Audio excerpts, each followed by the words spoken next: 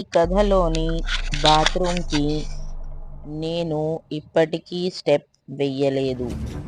మా ఛానల్ భయం bus horror హౌస్కి స్వాగతం.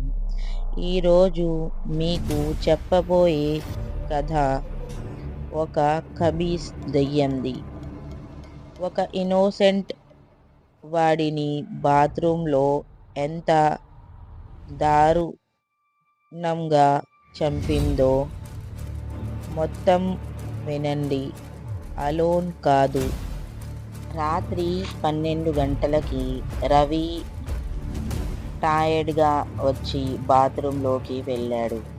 లైట్ వేసిన మూమెంట్లో మిర్రర్లో తన ఫేస్ కాకుండా వేరే ఫేస్ కనిపించింది.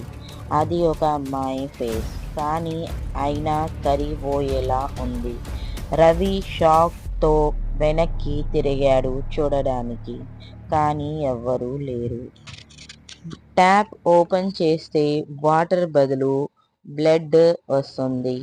పానిక్తో ట్యాప్ క్లోజ్ చేయడానికి ప్రయత్నం చేశాడు, కానీ అది స్పీడ్గా పోర్ అవుతుంది. బాత్రూమ్ అంతా బ్లడ్ స్మెల్ వస్తుంది. సడన్లీ వెంటిలేటర్ దగ్గర నుంచి ఒక బ్లాక్ షాడో దిగింది. ఆమె ఒక బ్లాక్ శారీ వేర్ చేసి ఉంది. ఆమె ఫేస్ తో రెడ్ గ్లోయింగ్ ఐస్ తో ఆమె రవిని పక్కన నిలబెట్టింది. మీరు అందరూ వదిలేశారు, కానీ నువ్వు వచ్చావు. ఇప్పుడు నువ్వు నా వాడివి అని చెప్తే రవి చెస్ట్ మీద చెయ్యి పెట్టింది. తన బాడీ ఫ్రీజ్ అయిపోయింది. చెయ్యి వేస్తే వెయ్యడం లేదు.